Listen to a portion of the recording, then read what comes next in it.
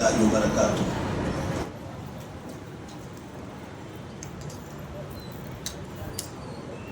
بسم اللہ الرحمن الرحیم، الحمد للہ رب العالمین، والصلاة والسلام علی رسولہ الامین وعلی آلہ وصحبہ اجمعین ومن تبعهم بإحسان إلى يوم الدين، أما بعد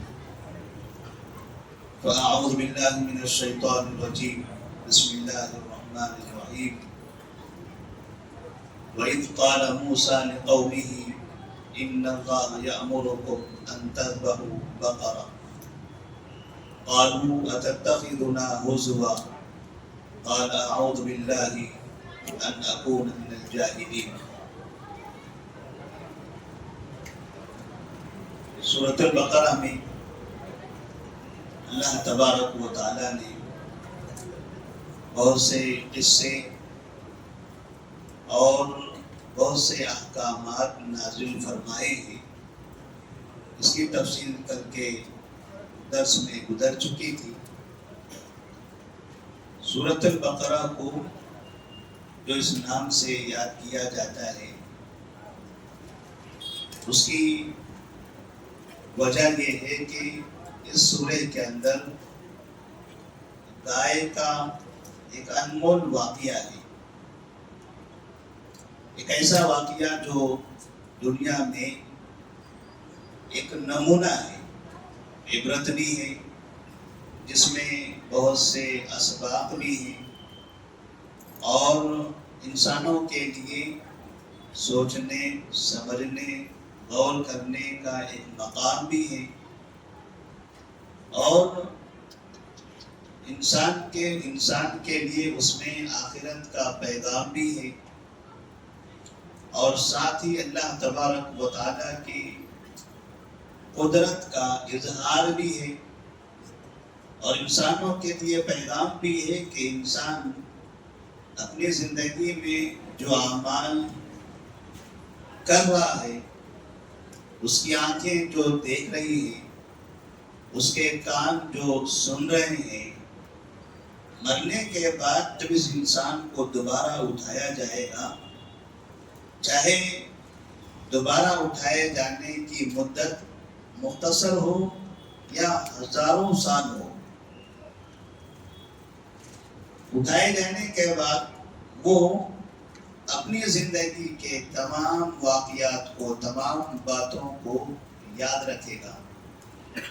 اس کا جو حافظہ ہوگا، جو میموری ہوگی اس کی، وہ مکمل صحیح سلامت ہوگی، کسی بھی طرح سے ایک چیز بھی اس کے دماغ سے غائب نہیں ہوگی۔ تو سورۃ البقرہ میں گائے کا واقعہ ہمیں یہ پیغام بھی دیتا ہے۔ اللہ تبارک و تعالیٰ نے جس واقعے کا ذکر فرمایا ہے، اس واقعے کا پس منظر یہ ہے کہ ایک بھتیجے نے اپنے مالدار اور لاوارث، جس کے بارے میں سمجھا جاتا تھا کہ دولت مند ہے لیکن اس کا کوئی وارث نہیں ہے، بیٹا نہیں ہے اس کو، تو اس بھتیجے نے اپنے ایسے چچا کا اس لیے قتل کر دیا تاکہ جلدی سے اس کا مال اس کے ہاتھ آ جائے، کیونکہ جب اس چچا کا بیٹا نہیں ہے تو وارث اب یہ بھتیجا بنے گا، اور وراثت میں جو اسے مال ملنا تھا چچا کے مرنے کے بعد، وہ ابھی جلدی مل جائے۔ تو اس شخص نے ایسا ہی کیا، اپنے چچا کا قتل کر دیا، اور قتل کرنے کے بعد میت کو بازو کے محلے میں دوسروں کے گھر کے سامنے ڈال دیا، تاکہ ایسا لگے کہ ادھر کسی نے اس کو قتل کر دیا ہے، قاتل کا پتہ بھی نہ چلے، قتل ہوا ہے یہ معلوم ہو جائے، اور اس میت کا وارث میں ٹھہرایا جاؤں اور مجھے دولت بھی مل جائے۔ تو اس طرح سے جیسے کہتے ہیں سانپ بھی مرے اور لاٹھی بھی نہ ٹوٹے. جب یہ قتل ہوا اور اس محلے میں چرچا ہونے لگا، آپس میں بحث و مباحثہ ہونے لگا کہ آخر اس کا قاتل کون ہے. لوگ الگ الگ افراد پر الزام لگاتے رہے، تو آخر یہ طے ہوا کہ اس کے قاتل کو پکڑنا چاہیے. لیکن پکڑیں گے کیسا؟ بھتیجے نے جب قتل کیا تھا چچا کا تو دیکھنے والا کوئی بھی نہیں تھا. تو موسیٰ علیہ السلام کے پاس یہ معاملہ پہنچا. لوگوں نے ان سے کہا کہ آپ اللہ کے نبی ہو، چلیے قاتل کا پتہ بتائیے. کوئی نبی اس طرح کی چیزیں نہیں بتاتا ہے کہ فلاں کا سامان گما ہے، بتائیے کہاں ہے. جیسے آج کل لوگ باباؤں کے پاس جاتے ہیں، بابا جی میری گھڑی چوری ہو گئی، بتائیے کہاں ہے. تو کہتا ہے تمہارے پڑوسی کے پاس ہے.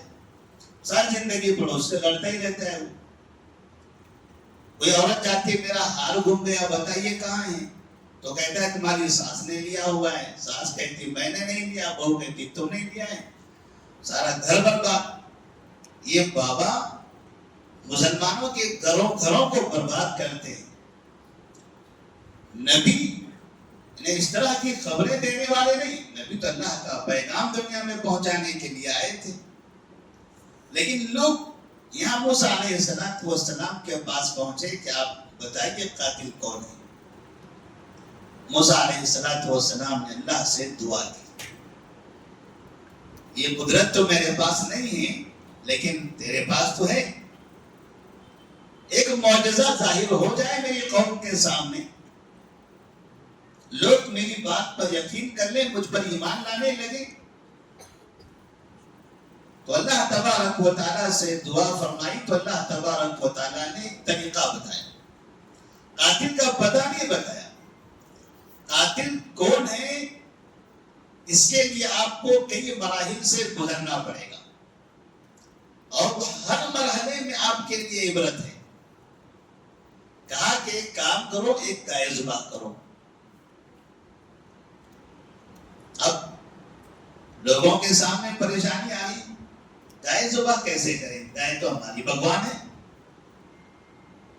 بھلا بھگوان کو ذبح کریں یہ کیسے ہو سکتا ہے؟ وہاں لوگوں کے سامنے دو چیزیں تھیں. اگر قاتل کو پکڑنا ہے تو اپنے گائے کو ذبح کرنا پڑے گا، ورنہ پھر جائیے بھگوان کی پوجا کرتے بیٹھیے، قاتل تو معلوم نہیں ہوگا. لیکن لوگ چاہتے تھے قاتل پکڑا جائے، تو اس کے لیے لوگوں نے پھر گائے ذبح کیا. یہاں انہیں یہ بتایا گیا کہ جس کو تم خدا مانتے ہو، تم نے اسے اپنی ہاتھوں سے ذبح کیا ہے، بھلا وہ جو خدا ہو وہ اپنے آپ کو نہ بچا سکے، زندگی میں تمہیں کیا بچائے گا؟ جو اپنی حفاظت خود نہیں کر سکتا ہے وہ تمہاری حفاظت کیا کرے گا؟ تم گائے کی عبادت کرتے ہو، اسے خدا مانتے ہو، وہ تو جانور ہے. تم نے اسے پکڑا، ذبح کر دیا، وہ اپنے آپ کو بچا بھی نہیں سکا، تو بتائیے پھر تم اسے کیسے مالک اور خالق اور مدبر سمجھتے ہو؟ یہاں ایک نصیحت تھی. جب انہوں نے گائے ذبح کر دی، تب اس کے بعد انہیں اس بات کا حکم دیا کہ اس گائے کا گوشت کاٹو، اور گوشت کاٹ کر جو چچا کی میت ہے اس کے جسم پر مارو.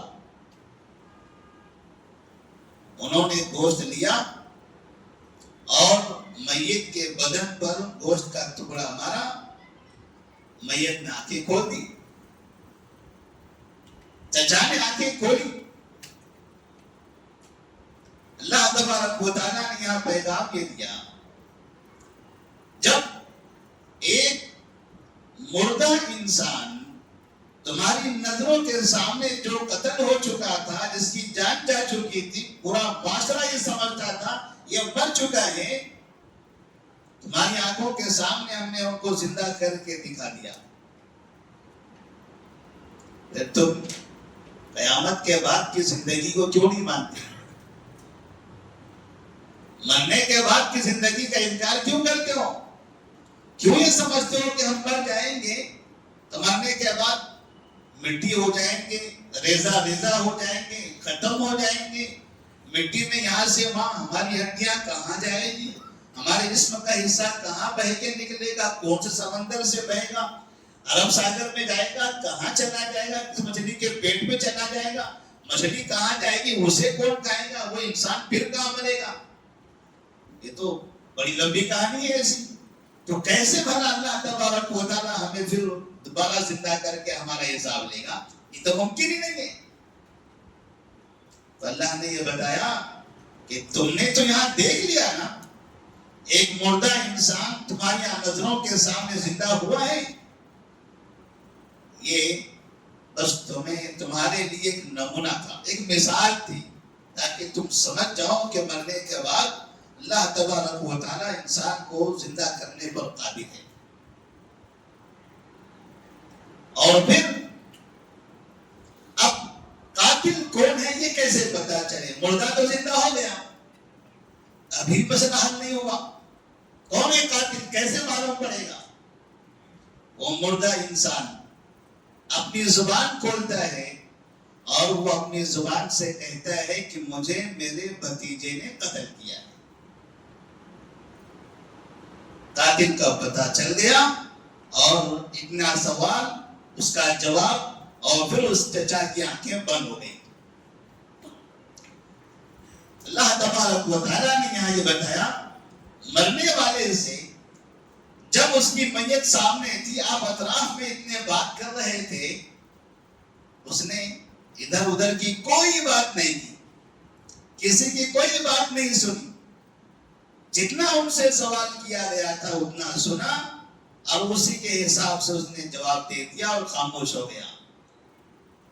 آپ یہ سمجھتے ہو کہ کسی انسان کے قبر میں دفنانے کے بعد آپ باہر بیٹھو گے اور کہو گے بیٹے ابھی تمہارے پاس فرشتے آئیں گے، من ربو کا، ما دینو کا، من نبیو کا کہیں گے؟ یہ کہہ دینا. وہ کہے گا من ربو کا تو کہہ دینا ربی اللہ. قبر میں دفن کرنے کے بعد سرانے بیٹھ کر مولوی صاحب یہ بولتے رہتے ہیں. قبرستان نہیں ہے جیسے بہار کا بورڈ چل رہا ہے کہ باہر سے چٹیاں جا رہی ہیں. مطلب یہاں بھی اسی پہ چیٹنگ ہوگی کہ منکر نکیر قبرستان میں آ رہے ہیں، سوال کر رہے ہیں، جو باہر سے چیٹنگ کر رہے ہیں. یہ کہتا ہے بیٹا بولو، ابھی سوال کریں گے یہ جواب دو. سوال جو کرے گا وہ میت اسی کی سنے گا. سوال کرنے والے منکر نکیر ہیں، میت انہی کی سننے والا ہے. اطراف میں چاہے جتنا شور ہو جائے کسی کی سننے والا نہیں ہے. اور جواب بھی وہی دے گا جو سوال کرنے والا چاہے گا. اس لیے یہاں پر چچا نے سوال سنا اور سوال کے حساب سے جواب دے دیا اور پھر اس کی آنکھیں بند ہو گئی.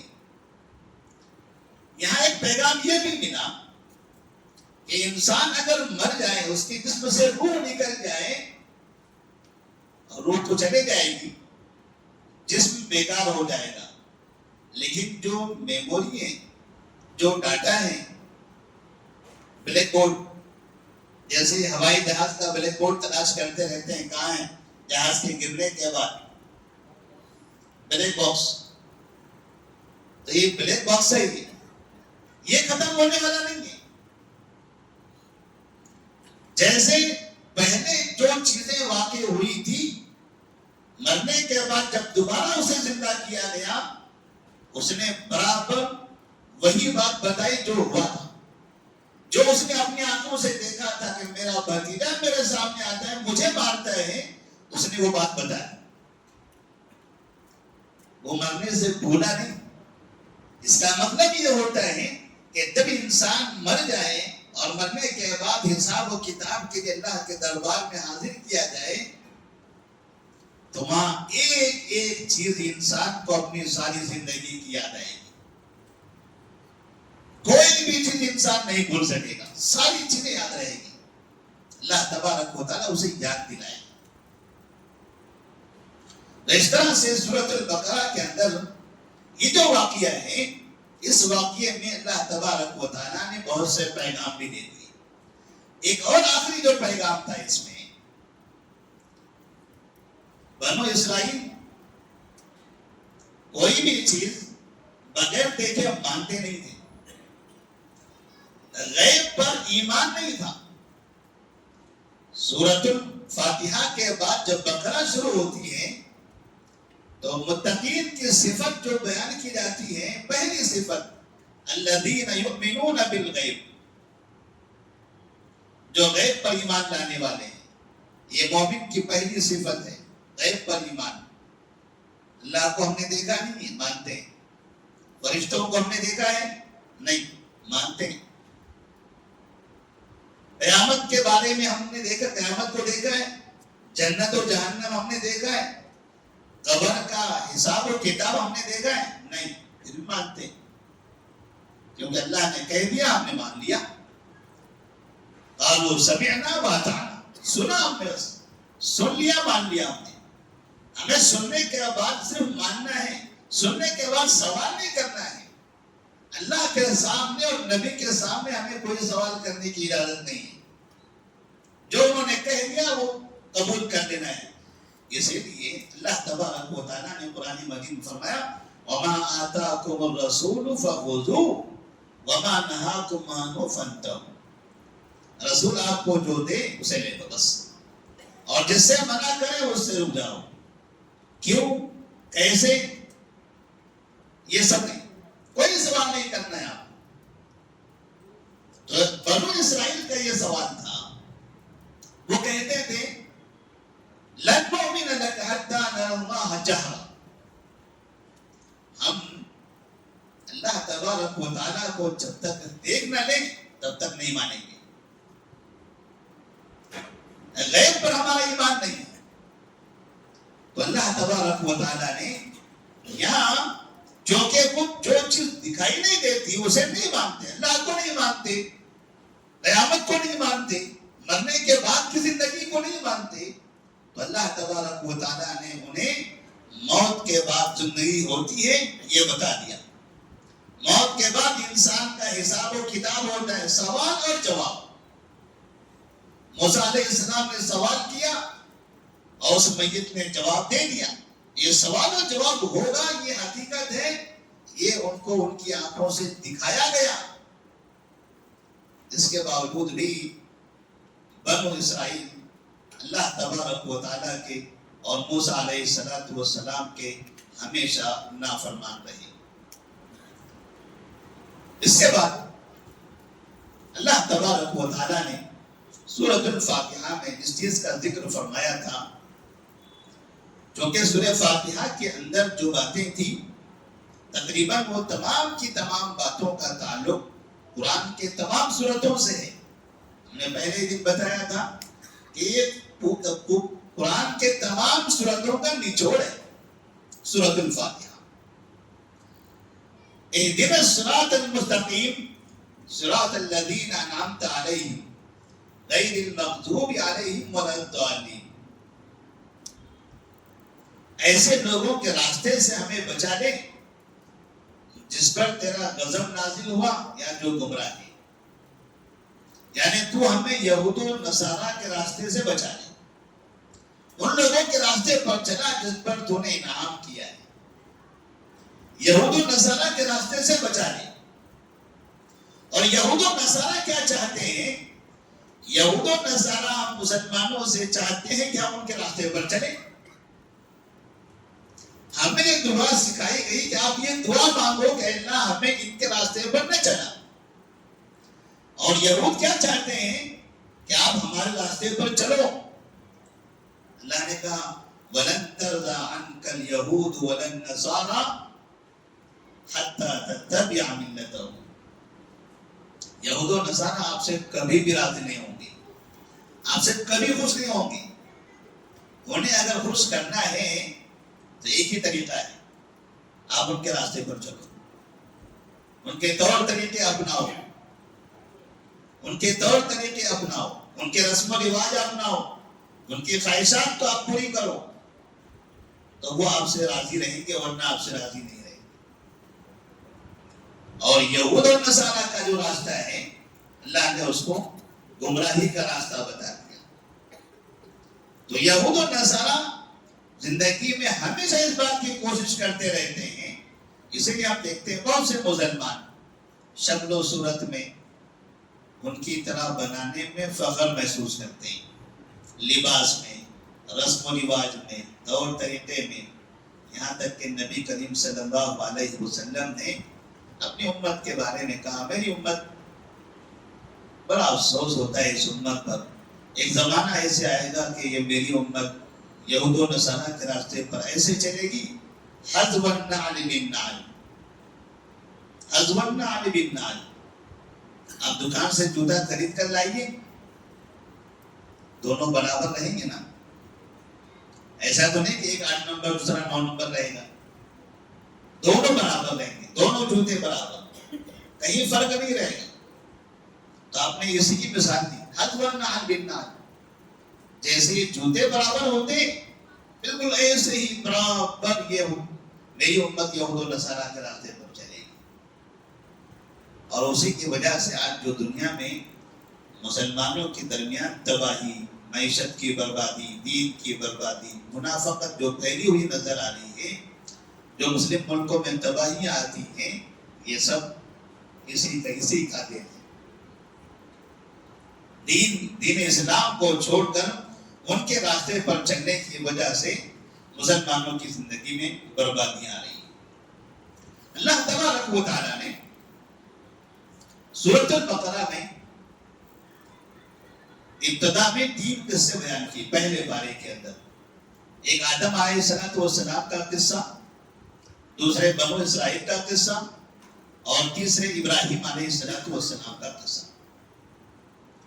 3 قصے ہیں اور تینوں میں امتحان ہے، تینوں میں امتحان ہے.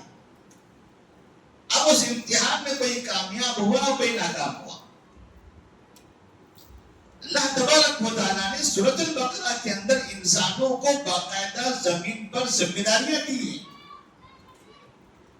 جیسے کہ آدم علیہ السلام کے بارے میں کہا، انی جاعل فی الارض خلیفہ، انی جاعل فی الارض خلیفہ، میں زمین میں خلیفہ بنانا چاہتا ہوں. اب اس زمین کو آباد کرنا چاہتا ہوں، اس زمین کے اندر یہ رہیں گے. یہاں رہتے ہوئے اب ان کی اپنی ذمہ داریاں ہوگی، ان کے اپنے طور طریقے ہوں گے، ان کا اپنا ایک اپنی زندگی ہوگی، اور ان کی نسلیں ہوگی، ان کی آبادیاں ہوگی، ان کے شہر ہوں گے، اور پھر وہاں پر ان کے امتحانات ہوں گے. یہ کیا کرتے ہیں، کیسے عمل کرتے ہیں، دین پر باقی رہتے ہیں یا دین کو چھوڑ دیتے ہیں. اللہ تبارک و تعالیٰ نے آدم علیہ السلام کو جب پیدا کیا، ان سے ایک امتحان لیا، اور وہ امتحان تھا وَلَا تَقْرَبَا هَٰذِهِ الشَّجَرَةَ فَتَكُونَا مِنَ الظَّالِمِينَ. اللہ نے کہا یہ جنت ہے، جنت میں آپ کو جو کھانا ہے، جہاں جس جو چیز استعمال کرنا ہے استعمال کرنا، لیکن ایک درخت ہے بس. اتنی بڑی جنت میں جہاں ساری چیزیں موجود ہیں، وہاں ایک درخت ہے، یہ درخت کے قریب مت جاؤ. فوسوس لهما الشيطان ليبدي ما أوري عنهما من سوآتهما وقال ما نهاكما ربكما عن هذه الشجرة إلا أن تكونا ملكين أو تكونا من الخالدين. آدم علیہ السلام، حوا علیہ السلام جنت میں موجود تھے. کہا کہ جنت میں جو چاہے کھاؤ سوائے ایک درخت کے. ابلیس آتا ہے اور ان کو سمجھاتا ہے کہ جانتے ہو آپ کو اس درخت سے کیوں منع کیا گیا؟ کہا نہیں، بس اللہ کا حکم ہے، اب میں بتاتا ہوں، اگر یہ درخت کھا لو گے تو تم فرشتے بن جاؤ گے، آدمی سے فرشتے بن جاؤ گے، یا یہ درخت کے کھانے کے بعد یہ ایسا درخت ہے جو اسے کھا لیتا ہے وہ ہمیشہ کے لیے جنتی ہو جاتا ہے، وہ جنت میں رہ جائے گا۔ اب بنا جنت کی خواہش کسی نے کی؟ جب یہ درخت کھا لینے سے جنت مل جاتی ہے تو پھر کیوں نہ کھاؤ؟ یہاں آدم علیہ السلام نے وہ کام کر دیا۔ اللہ تبارک و تعالیٰ نے کہا اہبطوا، سب کے بارے میں کہا تم سب یہاں سے زمین پر اتر جاؤ، چلے جاؤ یہاں سے تم لوگ۔ ان کو زمین پر اتار دیا گیا۔ آدم علیہ السلام، حوا علیہ السلام دونوں زمین پر آئے اور آدم علیہ السلام نے توبہ کی، ربنا ظلمنا انفسنا وان لم تغفر لنا وترحمنا لنکونن من الخاسرین، اے اللہ معاف کر دے، معاف فرما ہمیں، ہماری مغفرت کر دے، ہم پر رحمت نازل کر دے، رحم کر ہمارے اوپر، غلطی ہو گئی ہم سے غلطی ہو گئی۔ اس میں پیغام یہ ہے کہ ایک گمراہی وہ ہے، کوئی شراب پی رہا ہے، کوئی چوری کر رہا ہے، کوئی جھوٹ بول رہا ہے، یہ ایک گمراہی ہے۔ دوسری گمراہی، کوئی رجب کے پرنے منا رہا ہے، کوئی میلاد النبی منا رہا ہے، کوئی 10ویں 40ویں منا رہا ہے، کوئی برسیاں منا رہا ہے، یہ الگ الگ چیزیں، کیا کہہ کر اس سے ثواب ملتا ہے، اس سے یہ فائدہ ہوتا ہے۔ جیسے رجب کے بارے میں کہتے ہیں، شعبان کے بارے میں، کہ 15 شعبان کو اگر 14 رکعتیں نماز پڑھو گے اور 14 رکعتیں نماز پڑھو گے تو اس میں 20 مقبول حج کا ثواب، 20 سال روزے کا ثواب، بہت بڑی اسکیم بتا دی۔ اب جب ایسی اسکیمیں آئے گی تو لوگ تو دھوکہ کھائیں گے، اور ہم نے دیکھا ہے مسلمانوں نے ایسی اسکیموں میں کسی نے تو گھر لٹا دیا، کسی نے جائیدادیں برباد کر دی، کسی نے گھر بیچ کے اسکیموں پر اپنا مال لگا دیا، پتا چلا وہ اسکیم بھی غائب، اسکیم والی بھی غائب۔ یہ ایک رات میں کروڑپتی لکھپتی بننے کے چکر میں لوگ اپنا ایمان، اپنی جائیداد سب برباد کر دیتے ہیں۔ یہاں اس نے کہا یہ پھل کھا لو جنت میں ہمیشہ رہو گے، انہوں نے کہا دیا جنت میں کہاں ہے، زمین پر آ گئے۔ بتانا یہ تھا کہ اگر جنت کا پھل تھا تو کیا وہ حرام تھا؟ نہیں، پھل جنت کے اندر ہے نا، وہ کہیں زہریلا پھل تو نہیں ہوگا، یہ حرام پھل تو نہیں ہوگا۔ مسئلہ وہ نہیں ہے، مسئلہ ہے اللہ کا حکم کیا ہے، اللہ کا حکم کیا ہے۔ لوگ کہتے ہیں ہم نمازی تو پڑھ رہے ہیں نا، مسئلہ کیا ہے؟ میلاد النبی کو اگر ہم عید مان کر 2 رکعت نماز 4 مینار پر پڑھ لیتے ہیں تو کیا مسئلہ ہے؟ کیا ہوتا ہے نماز میں؟ اللہ اکبر کہیں گے، ہاتھ باندھیں گے، سورہ فاتحہ پڑھیں گے، سورے پڑھیں گے، رکوع میں اللہ کی تسبیح بیان کریں گے، سجدے میں اللہ کو یاد کریں گے، 2 رکعت پڑھیں گے، 2 رکعت کے بعد اجتماعی شکل میں دعا کریں گے، نبی کو یاد کریں گے، نبی کے لیے دعائیں کریں گے۔ کیا دعا ہے اس کے اندر؟ برا کچھ بھی نہیں ہے۔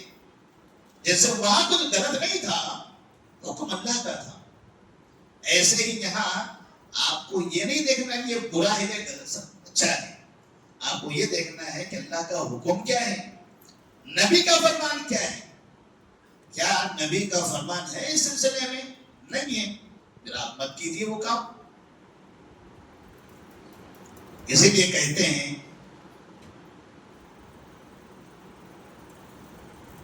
خزیمہ یا عبداللہ بن مسعود رضی اللہ تعالیٰ عنہ نے کہا تھا کل عبادت لم يتعبدها اصحاب رسول اللہ صلی اللہ علیہ وسلم فلا تعبدوها.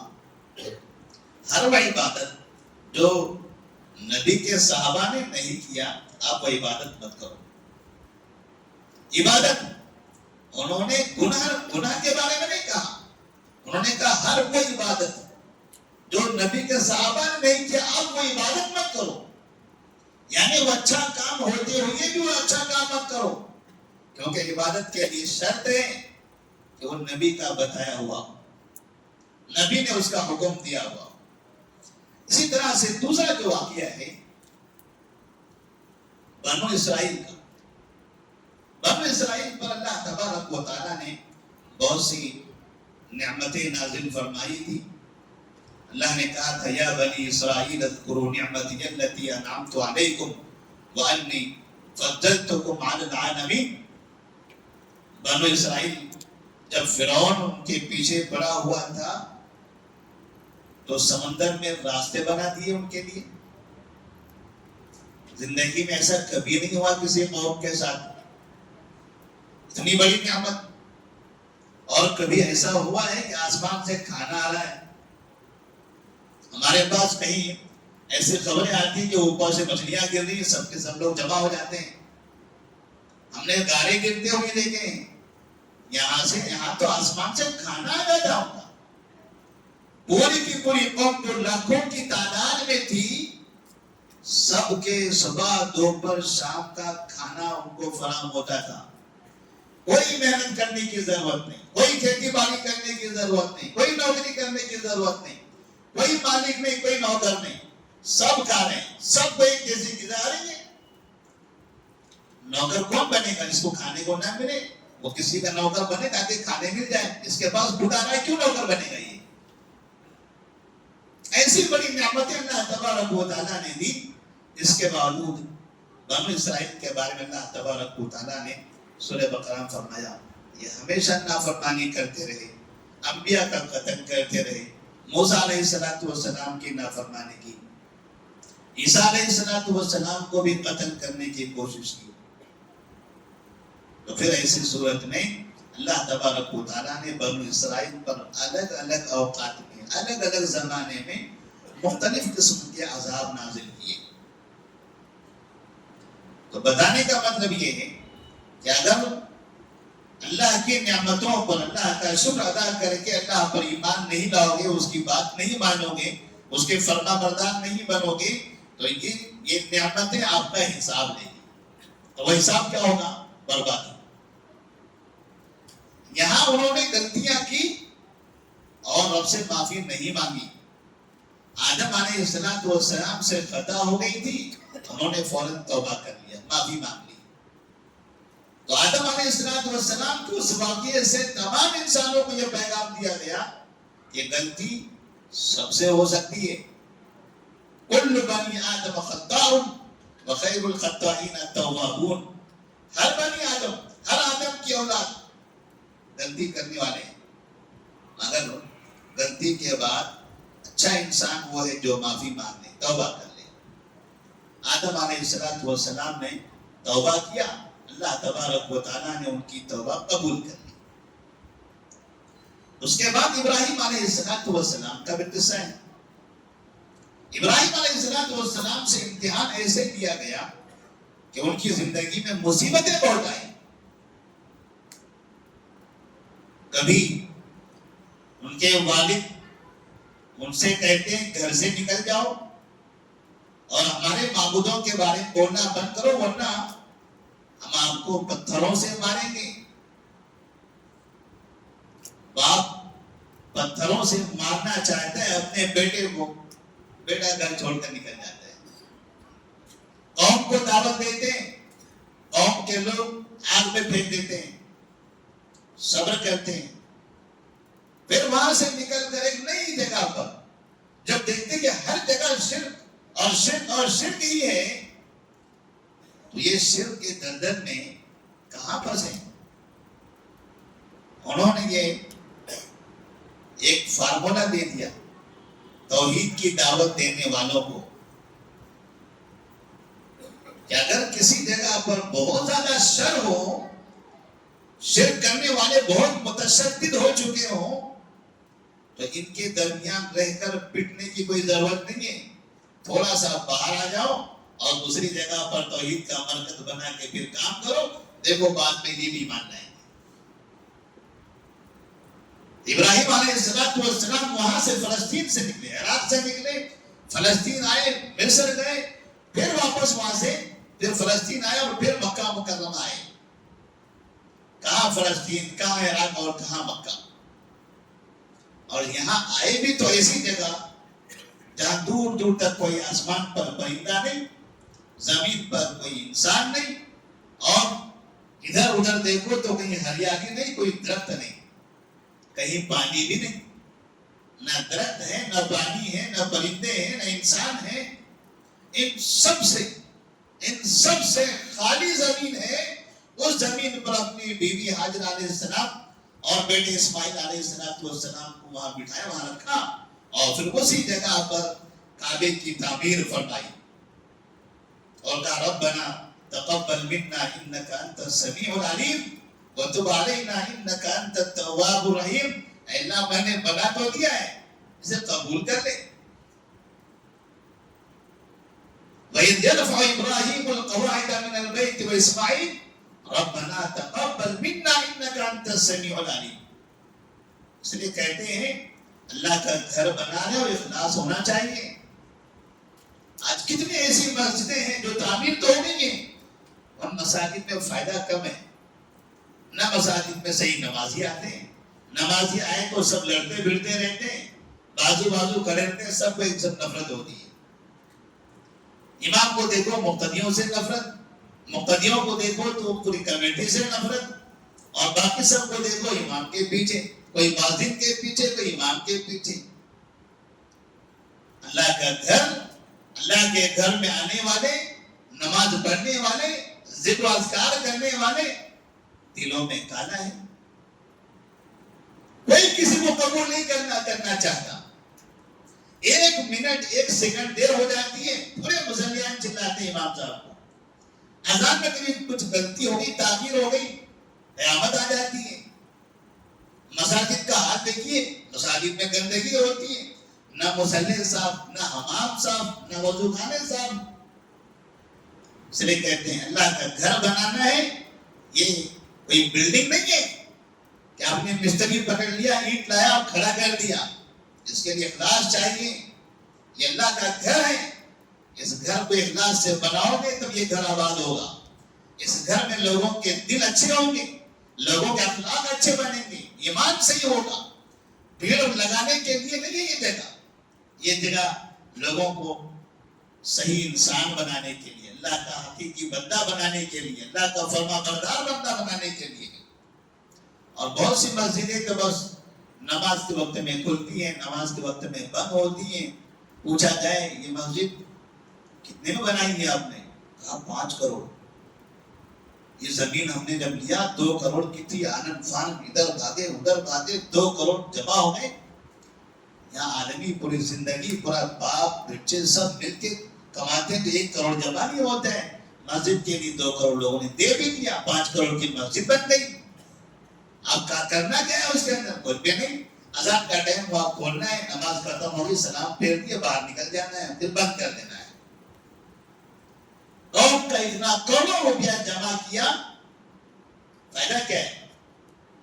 ایک تاجر آدمی, چھوٹا سا کمانے والا بھی یہ سوچتا ہے میں 1 لاکھ روپیہ کہیں ڈال رہا ہوں تو اس کا فائدہ مجھے کتنا آنا چاہیے.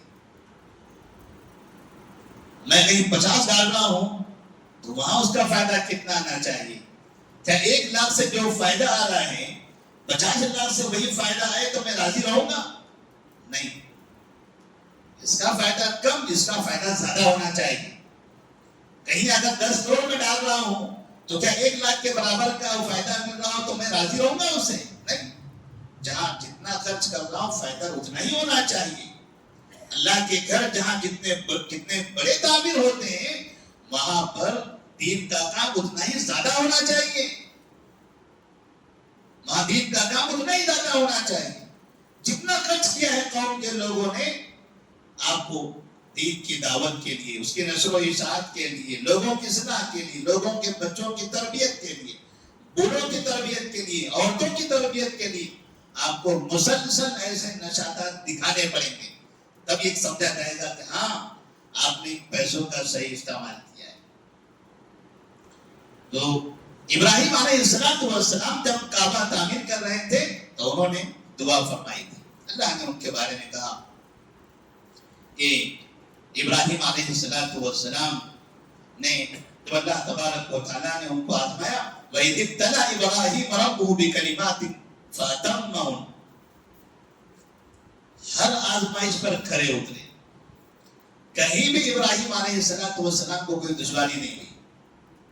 یہاں اکیلے میں بیوی اور بیٹے کو چھوڑنا پڑا، اللہ کا حکم آیا چھوڑ کے چلے گئے، چھوڑ کے چلے گئے۔ جب حکم اللہ کا ہے تو میں بھروسہ اللہ پر کروں گا، اللہ اس کی حفاظت کرے گا۔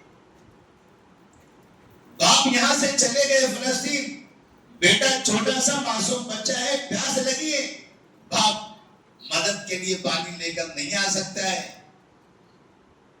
اللہ تبارک و تعالیٰ نے اس کے قدموں کے پاس اسی جگہ پر ایسے پانی کا انتظام کر دیا کہ آج تک اسماعیل علیہ السلام کی وہ نشانی موجود ہے، زمزم۔ اور پھر اللہ تعالیٰ نے ساری قوم کو، جہاں لوگ رہتے نہیں تھے آج لوگ وہاں جانے کے لیے تڑپتے ہیں، صرف وہ جگہ پہنچنے کے لیے 8 لاکھ 10 لاکھ روپے آدمی خرچ کر رہا ہے، صرف وہاں جا کر آنے کے لیے۔ اللہ تبارک و تعالیٰ نے توحید کے اس مرکز کی وہ اہمیت بنائی، اس کا وہ مقام بنا دیا، توحید کا مرکز بنائیے۔ ابراہیم علیہ السلام نے یہ پیغام بھی دے دیا اپنے کردار سے کہ آپ توحید کا مرکز بنائیے، دعا کیجیے، اخلاص کے ساتھ تعمیر کیجیے، اور یہ مت سوچیے کہ تعداد کم ہے کون آئے گا، فوج در فوج لوگ آئیں گے۔ ہم نے دیکھا یہ مسجد پہلے یہاں تک تھی، 1 سال پہلے جب ہم آئے تھے تو پیچھے کچھ کام چل رہا تھا، اور اب 1 سال کے بعد پھر آئے ہیں تو ہم دیکھ رہے ہیں وہاں تک بن رہی ہے۔ ہم نے سوچا کہ اتنی لمبی زمین لینے کی کیا ضرورت تھی مسجد والوں کو، لوگ تو ویسے ہی کم دکھتے ہیں، تو پتا چلا یہ زمین نہیں اور لینے کی ضرورت ہے۔ جگہ بڑھ رہی ہے، لوگوں کی تعداد بڑھتی چلی جا رہی ہے، تو آپ اخلاص کے ساتھ تعمیر کیجیے، توحید کے مرکز میں لوگ آنے کے لیے تیار، اور اللہ سے دعا کریں کہ اللہ تبارک و تعالیٰ ہم تمام کو اس میں کامیابی عطا فرمائے۔ اس کے بعد اللہ تبارک و تعالیٰ نے نبی کریم صلی اللہ علیہ وسلم کے ایک واقعے کا ذکر، ان کی زندگی کے ایک واقعے کا ذکر فرمایا ہے۔ سيقول السفهاء من الناس ما ولاهم عن قبلتهم التي كانوا عليها قل لله المشرق والمغرب يهدي من يشاء الى صراط مستقيم۔ ہم جب نماز پڑھتے ہیں کعبے کی طرف منہ کر کے، کعبہ ہمارے پاس مغرب میں، مغربی سمت میں ہے، یہ مغرب ہے، یہ مشرق ہے۔ ہمارے لیے کعبہ مغرب میں ہے، کسی ملک کے لیے کعبہ مشرق میں ہوتا ہے، کسی کے لیے شمال میں ہوتا ہے، کسی کے لیے جنوب میں ہوتا ہے۔ کعبے کے چاروں طرف سے جو جس سمت میں آئے گا تو کوئی شمال کی طرف منہ کرے گا، کوئی جنوب کی طرف منہ کرے گا۔ مدینے والے جب آپ مسجد نبی کے اندر جاؤ گے، نماز پڑھنے کے لیے کھڑے رہو گے تو آپ کا چہرہ مغرب میں نہیں ہوتا ہے، آپ کا چہرہ ساؤتھ میں ہوتا ہے، جنوب میں۔ جنوب کی طرف منہ کر کے نماز پڑھتے ہو مدینہ جانے کے بعد، اور ہندوستان آتے ہیں تو مغرب کی طرف منہ کر کے نماز پڑھتے ہیں۔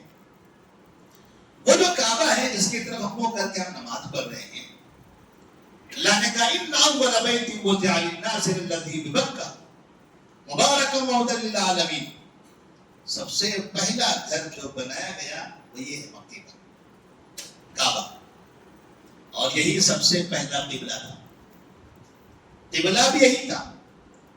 ساری قومیں پہلے سے اسی قبلے کی طرف، اسی کعبے کی طرف منہ کر کے اپنی عبادتیں، نمازیں پڑھا کرتے تھے۔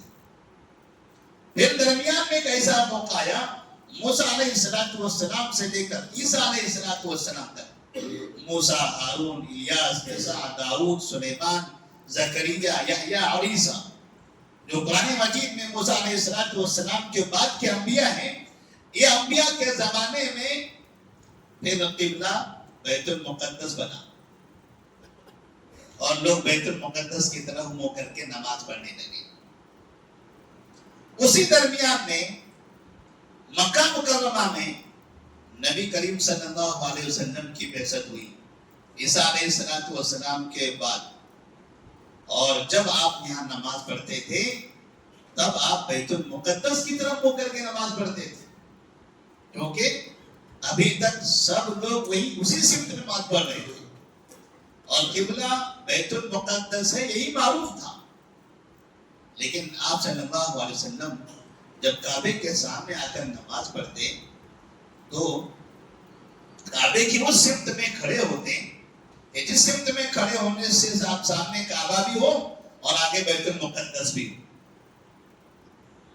اور یہ کیسے ممکن تھا؟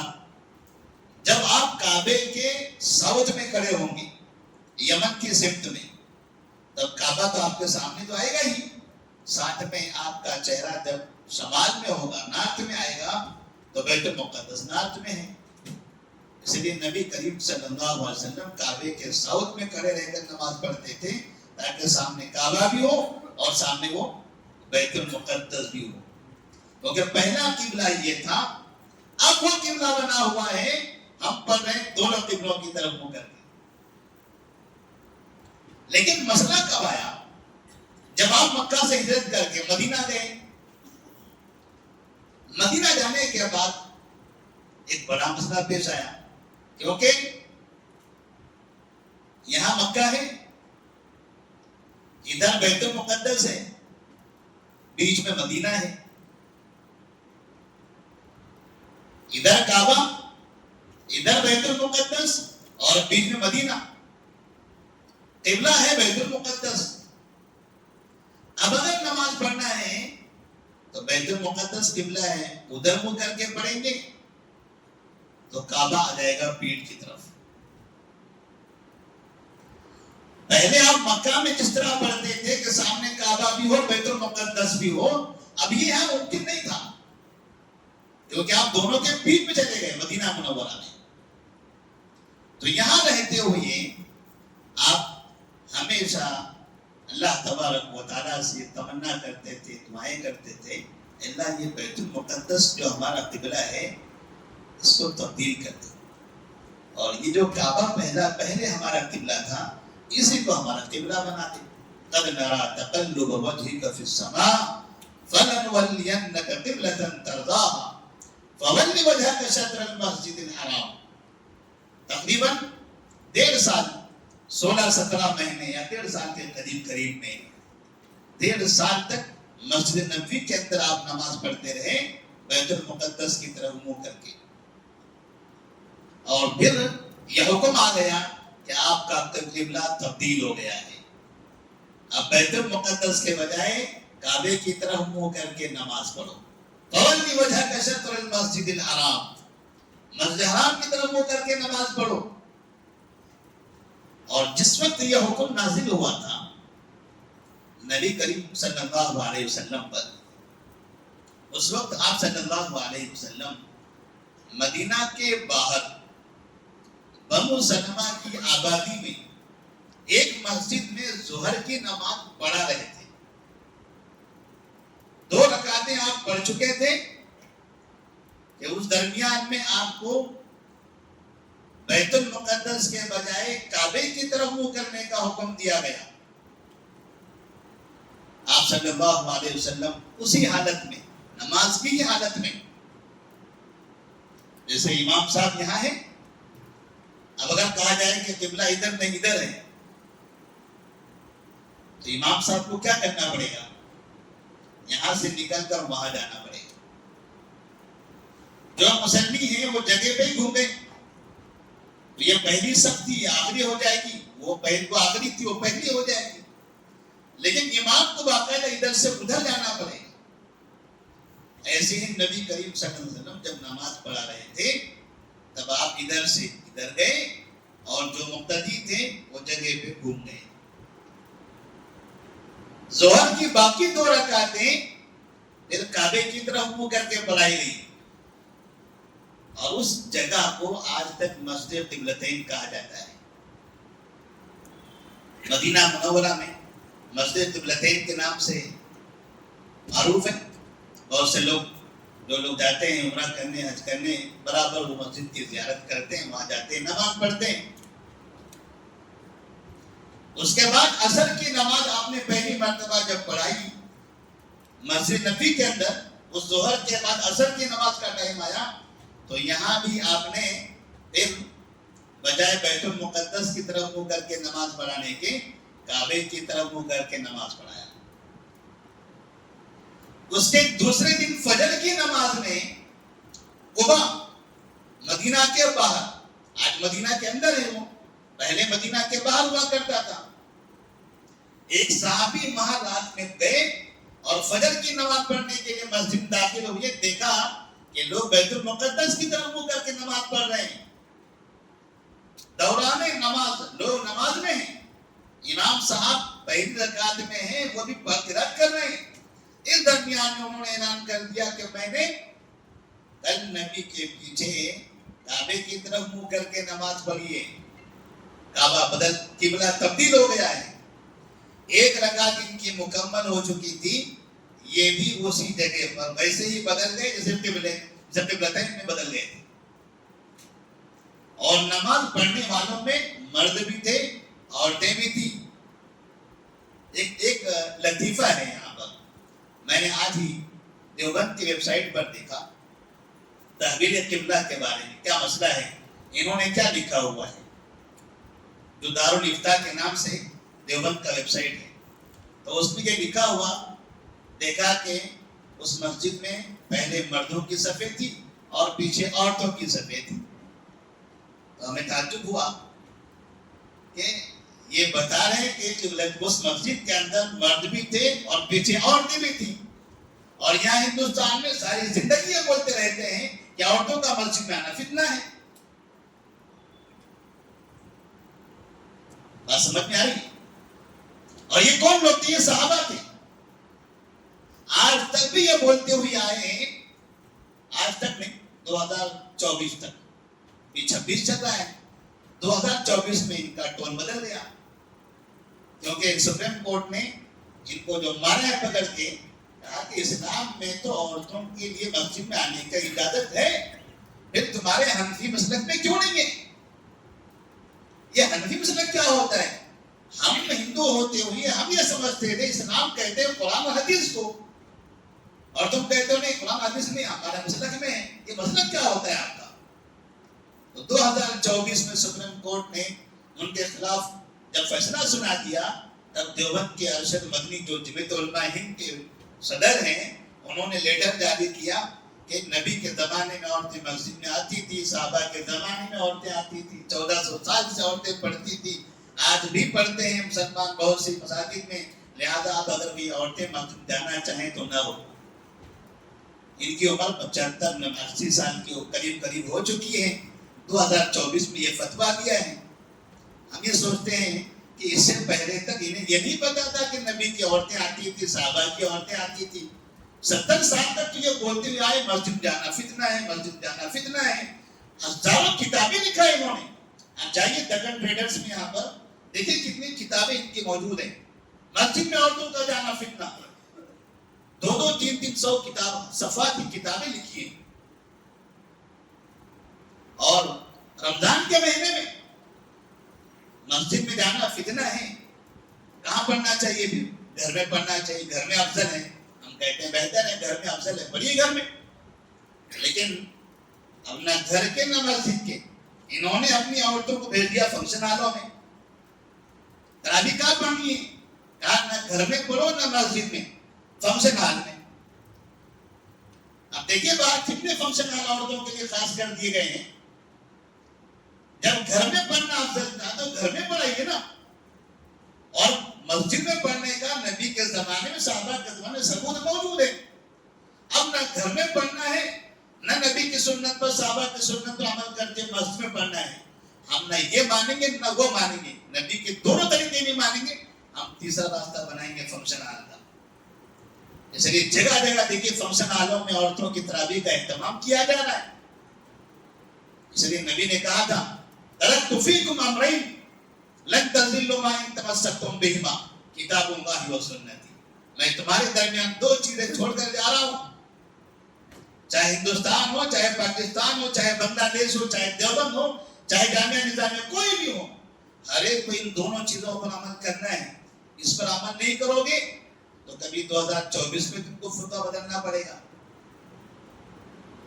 کبھی کسی مسلک کی وجہ سے بدلنا پڑے گا، کسی حکومت کو دیکھ کر بدلنا پڑے گا. جب چاہو گے اپنے آپ کو بدلتے چلے جاؤ گے. قرآن اور سنت یہ بدلنے والی کتابیں نہیں.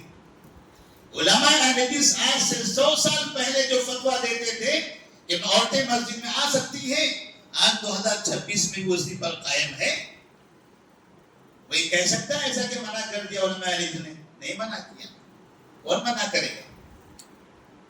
اور کسی نے کہہ بھی دیا تو کون مانے گا؟ کیونکہ اہل حدیث کا بچہ یہ مانتا ہے کہ ہمارے لیے علم کتاب و سنت ہے. اور ایک بات یاد آ گئی، رمضان کا موقع ہے، جب سحری کرتے ہیں، سحری میں ایک دعا پڑھی جاتی ہے. یاد ہے دعائیں کسی کو؟ سحری کی دعا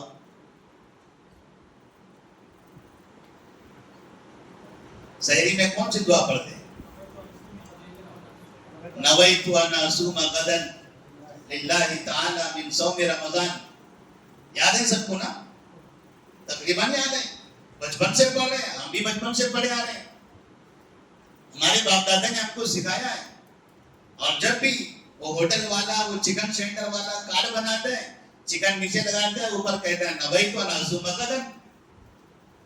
جس کو دیکھو اپنے کارڈوں میں سحری کی دعا یہ لکھا رہتا ہے. اور جتنی کتابیں آپ دیکھیں گے بڑے بڑے مفتیوں کی، ان سب کی کتابوں میں سحری کی دعا یہ لکھی ہوئی ہے، آج بھی ہے لکھی ہوئی. اب ایک مزے کی بات آپ کو بتا رہا ہوں میں. یہ دعا پڑھتے پڑھتے کئی لوگ 80 سال کو پہنچ گئے، کئی لوگ قبرستان میں چلے گئے. ابھی چند مہینوں پہلے کی بات ہے، دیوبند کے اندر شیخ الہند فقہ اکیڈمی کے نام سے ایک میٹنگ ہوئی، جس میں ہندوستان کی 11 ریاستیں، 11 اسٹیٹ سے بڑے بڑے 16 مفتی جمع ہوئی. ان مفتیوں نے میٹنگ کیا، یہ نویت ان اصوم غدا للہ تعالی من صوم رمضان یہ کون سی حدیث میں ہے؟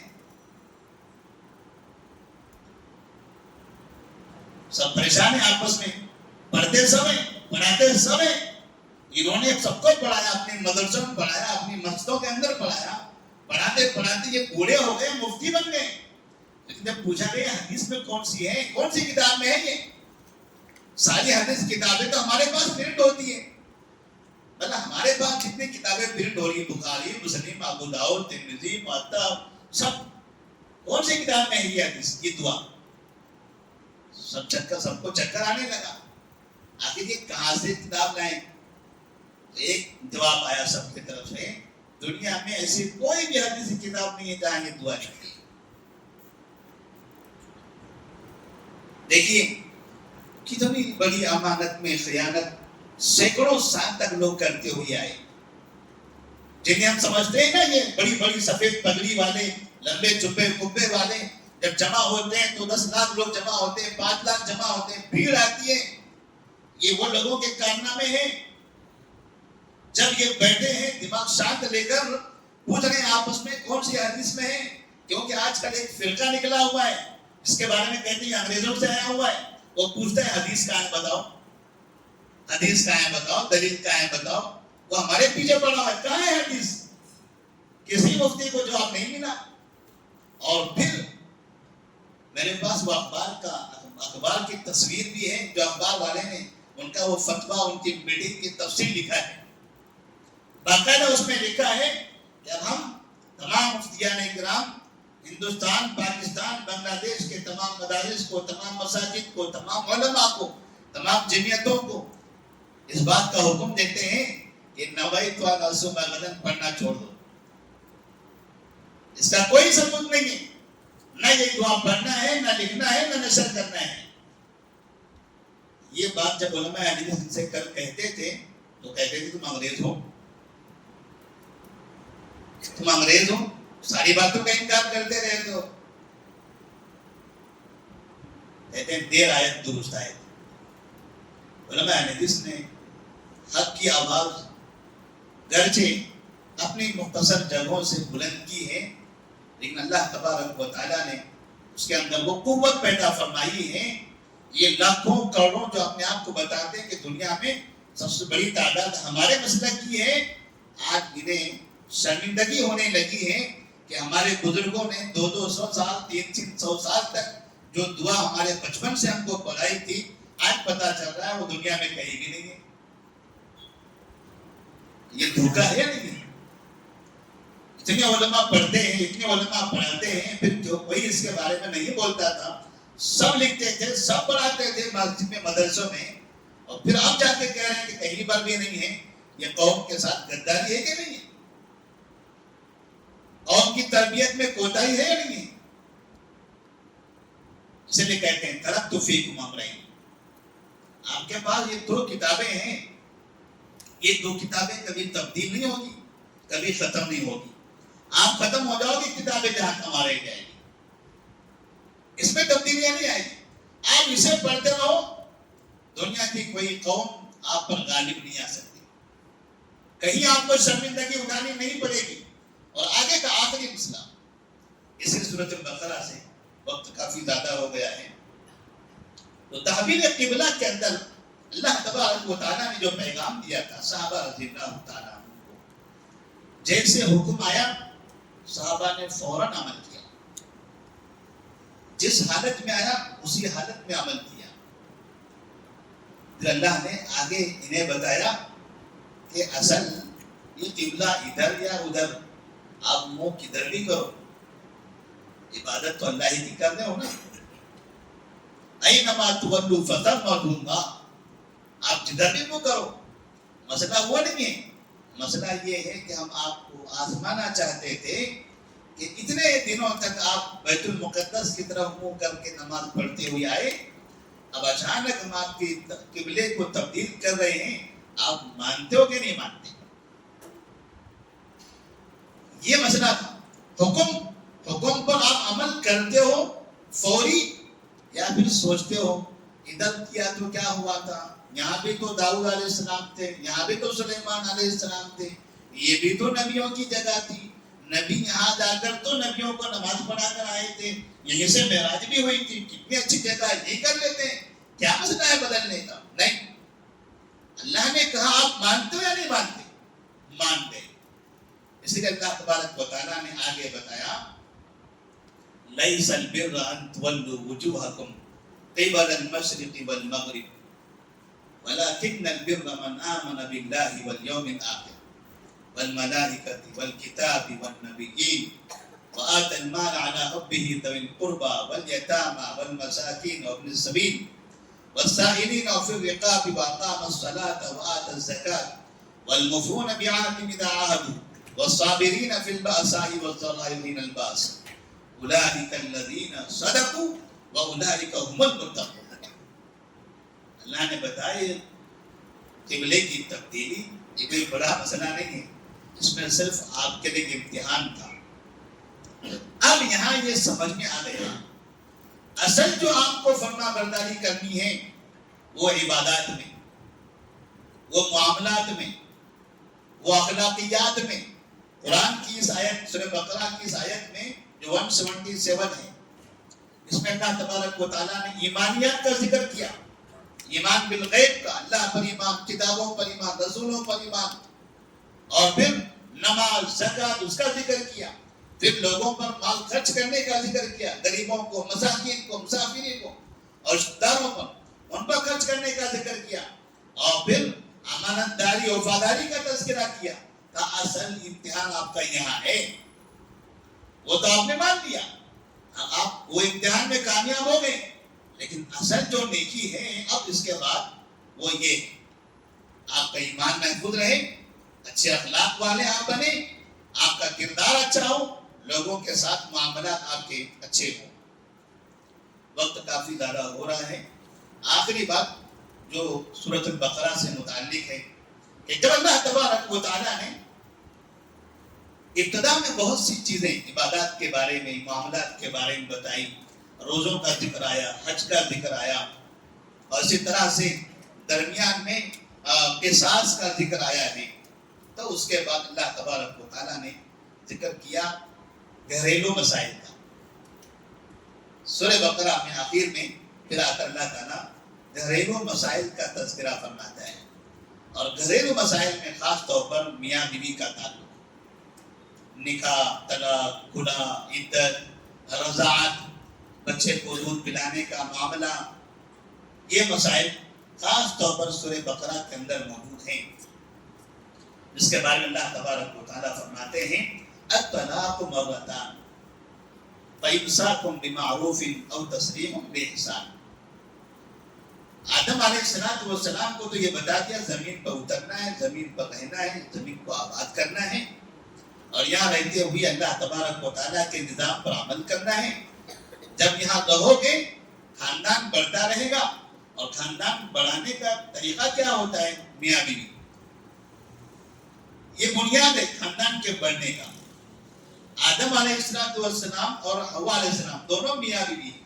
دنیا میں سب سے پہلے میاں بیوی ہی آئے، سب سے پہلے دنیا میں جو وجود ہوا میاں بیوی کا وجود ہوا، اور اسی سے ساری کائنات بن رہی ہے، سارے انسان اس سے پیدا ہو رہے ہیں۔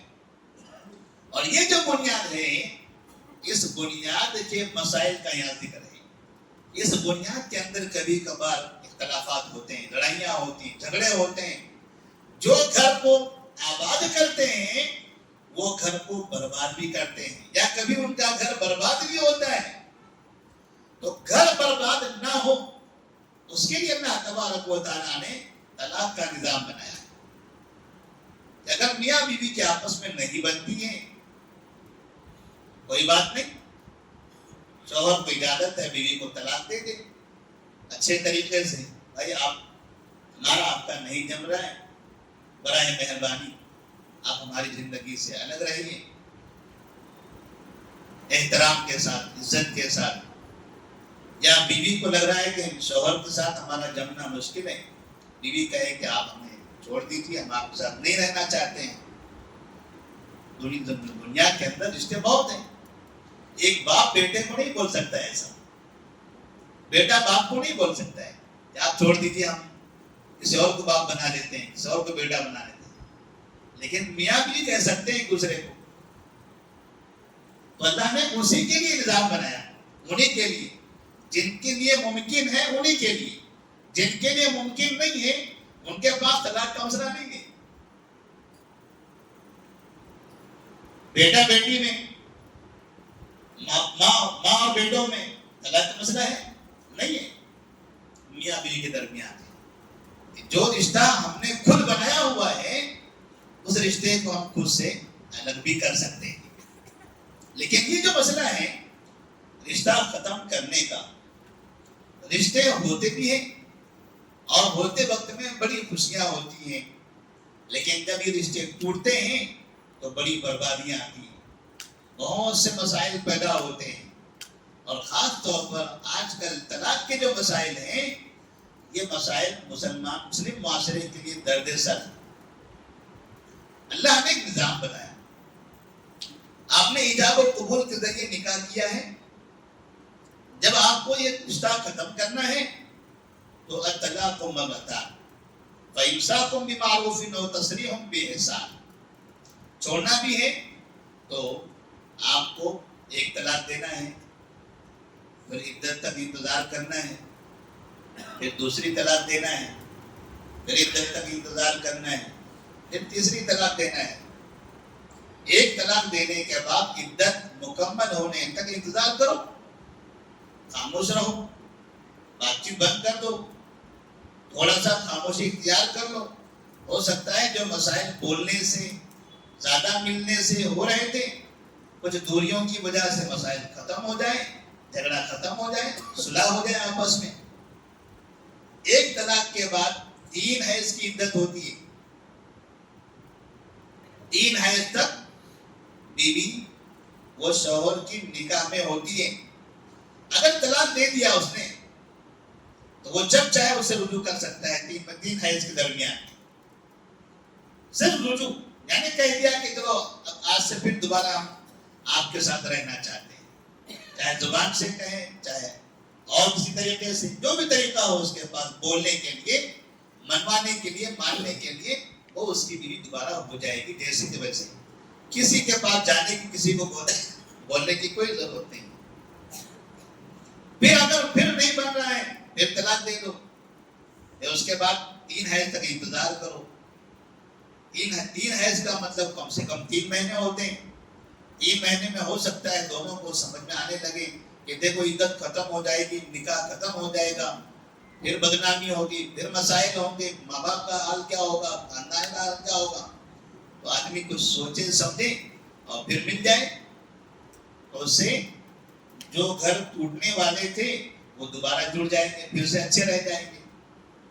شریعت نے یہ طریقہ بتایا ہے، اور وہ طریقہ جو لوگ استعمال کرتے ہیں، کہتے ہیں کوئی گھر سے باہر سے آیا، بیوی سے کہہ دیا طلاق طلاق طلاق، بیوی پریشان، یہ کہاں سے آئے گیا، آیا سے طلاق طلاق بول دیا، اب کیا کرنا ہے، اب کچھ بھی نہیں کرنا ہے۔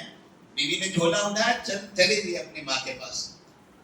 اب یہ میاں پریشان ہے، ہم نے تو بس ایسے ہی بول دیا تھا، یہ تو غصے میں چلے بھی گئی، آؤ واپس، نہیں آتے نہیں آتے، کیونکہ تم نے 3 بار کہہ دیا، میں نے کچھ بھی نہیں ہوتا، آ جاؤ، نہیں آتے، فتویٰ لے کر آؤ۔ کہاں جانا فتویٰ لانے کے لیے؟ فتویٰ دینے والے موجود ہیں، فتویٰ دینے والے موجود ہیں، ایسے بیٹھے جیسے کسائی بیٹھتا ہے، جیسے کسائی لوگ منتظر ہوتے ہیں ایسے بیٹھے رہتے ہیں کہ بس کوئی آئے بکرا بنا کے پھر آپ ان کو ذبح کریں۔ اتنے ایسے واقعات آپ کے اس شہر میں ہیں، مجھے یاد ہے تقریباً قریب 2013 یا 14 سے افتاح کمیٹی کا میں ممبر ہوں۔ اس شہر کے اندر نکاح، طلاق، خلا، میراث، جائیداد کے مسائل کے فتوے ہم دیتے رہتے ہیں۔ ابھی تک 50 مسائل ہم نے حل کیے ہیں، میاں بیوی کے درمیان کے مسائل، ایسے خاندانوں کے مسائل، جائیدادوں کے مسائل، ایسے عجیب و غریب واقعات رونما ہوتے ہیں۔ آپ کے اس شہر کے اندر ایسے ایسے سینٹر بنے ہوئے ہیں کہ اگر میڈیا والوں کو پتہ چل جائے کہ فلاں جگہ یہ سینٹر ہے، یقین مانیے پورے مسلمانوں کو ننگا کر دیں گے۔ جیسے آج سے چند سال پہلے آج تک والے نے ایک تحریک چلائی تھی، دہلی کا کوئی ایک معاملہ تھا، کہا 11 لاکھ روپیہ لے کر ایک مفتی صاحب نے حلالہ کروایا تھا۔ جب یہ ایسے غصے میں 3 طلاق دیتے ہیں اور جاتے اپنے مفتیوں کے پاس سوال کرنے کے لیے، مفتی صاحب کہتے ہیں میاں تمہارا طلاق تو ہو گیا، اب یہ دونوں میاں بھی روتے ہیں، ہمارے بچے ہیں، ہمارا گھر ہے، کیا کرنا مفتی صاحب؟ ٹھیک ہے، 1-2-3 لاکھ روپیہ ہو تو ذرا انتظام کر دو، آپ کا کام ہم کر دیں گے۔ اب کیا کام ہے، پیسے تو لاؤ پہلے، اب جن کی زندگیاں اجڑنے والی ہیں وہ پیسہ لائیں گے، جب لا کے دیں گے تو مفتی صاحب کہتے ہیں دیکھو، نہ باپ کو بولنا، نہ ماں کو بولنا، نہ بھائیوں کو بولنا، نہ بہنوں کو بولنا، نہ بیٹوں کو بولنا، نہ بیٹیوں کو بولنا، دنیا میں میرے علاوہ تم دونوں کے علاوہ کسی کو پتہ نہیں ہونا چاہیے۔ کیا ہونا ہے؟ ہاں نکاح ہونا ہے، نکاح ہونا ہے۔ کیسا نکاح ہے؟ دیکھیے یہ مفتی صاحب جو نکاح کراتے ہیں، دوسروں کے نکاح کراتے ہیں، فنکشن ہال میں جا کے بیٹھتے ہیں، یہاں نہ لڑکے کے ماں باپ کو پتہ چلنا ہے، نہ لڑکی کے ماں باپ کو پتہ چلنا ہے، نہ اس کے خاندان کسی آدمی کو پتہ چلنا ہے، نہ اس کے خاندان کسی آدمی کو، نہ یہ مفتی کے علاوہ کسی اور آدمی کو، نہ فنکشن ہال، نہ مسجد، ایک خفیہ بند کمرہ، وہاں ایک آدمی کو پکڑیں گے، ان سے کہیں گے چلو یہ اس عورت کا یہ شوہر ہے، آج تمہارا نکاح ہم اس عورت سے کرا دیتے ہیں۔ شوہر کہتا ہے ٹھیک ہے۔ مفتی صاحب کب تک رہے گا ان کا نکاح؟ کہا آج رات تک بس، پھر کل ان سے ہم طلاق دلوا دیں گے، اپنی بیوی کو آپ لے جاؤ۔ بدلے میں کیا دینا ہے؟ 2 لاکھ روپیہ، 2 لاکھ روپیہ دینا ہے۔ مفتی صاحب ایک رات میں 2 لاکھ روپیہ کما لیتے ہیں، اور جو آدمی ایک رات کے لیے شادی کر رہا ہے وہ بھی کہتا ہے مجھے تو ورنہ میں سب کو بول دوں گا، میں بھاٹا بول دوں گا، مفتی صاحب نے میرے ساتھ یہ کہا ہے. وہ بھی ایسے ہی مفتی صاحب سے کمیشن لیتا ہے، وہ آدمی جو لڑکا تھا اس سے بھی لیتا ہے، جو لڑکی تھی اس سے بھی لیتا ہے، وہ مزے میں. یہ کاروبار آج بھی چل رہا ہے 2026 میں. میرے سامنے ایسے کئی واقعات لے کر لوگ آئے تھے. ایک شخص ہمارے سامنے آیا تھا جس وقت ہم کتابیٹ بارکس میں رہا کرتے تھے. ایک شخص نے ہم کو فون کیا، کہا مفتی صاحب آپ سے ملاقات کرنی. ہم نے کہا مسئلہ کیا ہے؟ تو کہا ایسا مسئلہ ہے، ہم نے بیوی کو طلاق دیا ہے. کہاں رہتے ہو؟ تو انہوں نے ایک محلے کا نام بتایا تھا. ان کا نام، ان کے محلے کا نام سب کو پتا ہے، یاد ہے آلریڈی. تو اس نے کہا ہم فلاں جگہ رہتے ہیں. تو کہا ہوا کیا ہے، تفصیل بتاؤ. تو کہا ایسا مسئلہ ہو گیا. تو کہا جہاں آپ رہتے ہیں وہاں کی مسجد میں پوچھ لو. آپ اتنے دور فون کرنے کی کیا ضرورت ہے؟ جس مسجد میں آپ فجر ظہر عصر مغرب عشاء پڑھتے ہیں وہاں مفتی صاحب ہوں گے، وہیں پوچھ لو. کہا نہیں مفتی صاحب وہاں نہیں پوچھیں گے ہم. کہا کیوں نہیں پوچھیں گے؟ کہا 2 بار پوچھ چکے ہیں. تو کہا کیا ہوا؟ کہا پہلی بار پوچھے تھے حلالہ کرا دیا، پھر دوسری بار پوچھے تب بھی حلالہ کرا دیا. بولنے میں عجیب بھی لگ رہا ہے، لیکن اس آدمی نے روتے روتے ہم کو بولا تھا. غریب شخص الیکٹرک کا کام کرتا تھا، کہتا میں غریب آدمی ہوں اور میرے سے غلطی ہوگی، میں نے 3 طلاق دیا. مفتی صاحب نے فتویٰ دیا حلالہ کرا لو، کسی کو مت بولو، اتنا پیسہ دے دو. میں نے فیس بھی نہیں دیا. کہا پھر کس سے کرایا حلالہ؟ تو کہا کوئی بھی نہیں ہو، میرا ایک دوست تھا، اسی کو بلا کے اور تنہائی میں میری بیوی کو اس نے دے دیا. کہا 1 رات رہو، دوسرے دن طلاق دے دو. یہ واقعات آج بھی ایسے ہو رہے ہیں. اور یہ ایک واقعہ میں نے سنا، ایسے کئی واقعات ہمارے سامنے آئے تھے. ہم نے کہا تھا ان کو، اس آدمی کو ہمیں سمجھایا تھا، جس مسلک کے علماء کو آپ اپنا سب کچھ سمجھتے ہو، وہ مفتیان و علماء آپ کی بیویوں کی اتنی عزتیں لوٹ رہے ہیں. ان کے پیچھے نماز پڑھنا گوارا ہے آپ کو؟ جب اب ہمارے پاس آتے ہو، ہم سے سوال کر رہے ہو اور کہتے ہو قرآن حدیث کے بارے میں بتائیے، حدیث سے جواب دیجیے. جب ہم حدیث سے نماز کا طریقہ بتاتے ہیں تو کہتے ہیں تم تو انگریز ہو، تم تو انگریزوں کے پاس سے آئے ہوئے ہو، تم تو یہودی ہو، تم تو فلاں ہو، تم تو فلاں ہو، گالیاں دیتے ہو. اور جب بیوی 2 مرتبہ ذلیل ہو گئی تب تمہیں سمجھ میں آیا کہ ہمارے مفتیان یہ لٹیرے ہیں. قرآن و حدیث کا مسئلہ بتانے والے وہی سچا صحیح بتا سکتے ہیں. اس شہر کے ایک بہت بڑے عالم دین ہیں جس کو احناف کا سب سے بڑا عالم سمجھا جاتا ہے. تعجب کی بات آپ کو بتا رہا ہوں میں، طلاق و مرتان جب کہتے ہیں نا، فتوے دیتے ہیں، نہیں 3 طلاق 3 ہو جاتی ہے، 3 طلاق 3 ہو جاتی ہیں. یہ بس یہ سب سامنے شو پیس ہے، دکھاوا ہے.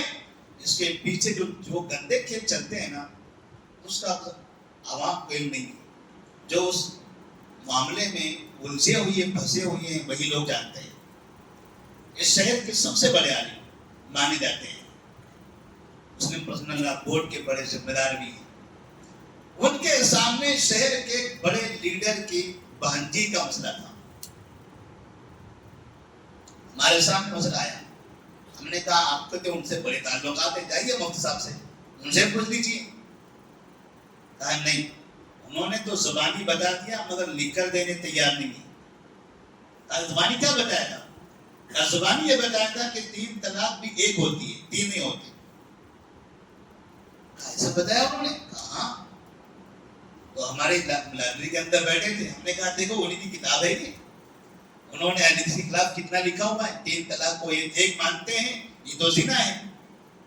کہا انہوں نے ہم سے کہا کہ 3 طلاق 1 ہوتی ہے، جاؤ تم رہ جاؤ اپنی بچی کے ساتھ، اپنی بیوی کے ساتھ. تو کہا ان سے نکاح کر لاؤ. کہا مول صاحب وہی تو مسئلہ ہے، وہ لکھ کر ہی نہیں دے رہے، وہ لکھ کر نہیں دے رہے. یہ بڑے بڑے علماء، یقین مانیے یہ بڑے بڑے علماء جب ان کے اپنے گھر کا مسئلہ ہوتا ہے، ان کے کسی بڑے کا مسئلہ ہوتا ہے، تو ان کی بیٹیوں کو یہ فتویٰ دیتے کہ 3 طلاق 1 ہوتی، 3 نہیں ہوتی. جب غریب کے بچے جاتے ہیں تو ان سے کہتے ہیں 3 طلاق 3 ہوتی، جاؤ حلالہ کرا لو. اور میرے پاس ایک مفتی صاحب کی بہن کا مسئلہ آیا تھا، مفتی صاحب خود لے کر آئے تھے، ساتھ میں مفتی صاحب بھی تھے، ان کے اپنے والد صاحب بھی تھے، لڑکی کے دوسرے ادھر میکے والے ادھر سسرال والے بھی تھے. ایک مسجد کے اندر ہم بیٹھے ہوئے ہیں، مفتی صاحب نے ہم سے سوال کیا کہ ان کا حل کیا ہونا چاہیے. ہم نے ان سے پوچھا آپ نے تعلیم کہاں سے حاصل کی ہے؟ کہا دیوبند سے.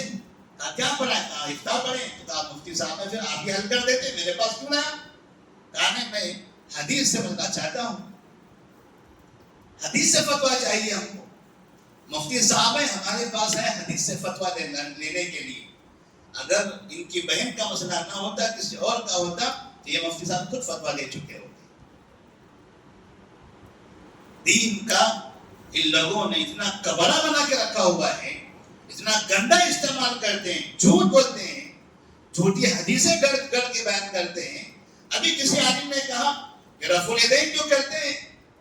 یہ نبی کے زمانے میں مسلیان پیچھے نمازی خود چھپا کر لاتے تھے، اس لیے نبی نے کہا رفع الیدین کرو. نبی خود کرتے تھے رفع الیدین، صحابہ خود کرتے تھے رفع الیدین. کون سے صحابی خود چھپا کر لاتے تھے؟ اپنی قوم کو الو بنانے کے لیے لوگوں نے ایسی جھوٹی کہانیاں بنائی. اللہ سے دعا کریں جب سورۃ البقرہ ہم پڑھتے ہیں، قرآن پڑھیں، حدیث پڑھیں، ایک ایک آیت، ایک ایک احکام اس کے اللہ تبارک و تعالیٰ ہمارے دلوں کو منور کر دیتا ہے. اس لیے کہتے ہیں قرآن پڑھیے، حدیث پڑھیے. نبی نے کہا تھا ان دونوں کو پڑھتے رہو گے، عمل کرتے رہو گے، کبھی گمراہ نہیں ہوں گے. ورنہ ان دونوں کو چھوڑ کر یہ امام، یہ پیر، یہ مرشد، یہ فلاں بابا، ان کے چکروں میں جاؤ گے، یہ ذلت اور رسوائی کا زندگی بھر سامنا کرنا پڑے گا. اللہ سے دعا ہے اللہ تبارک و تعالیٰ ہم تمام کو دین اسلام پر صحیح طریقے سے عمل کرنے کی توفیق عطا فرمائے.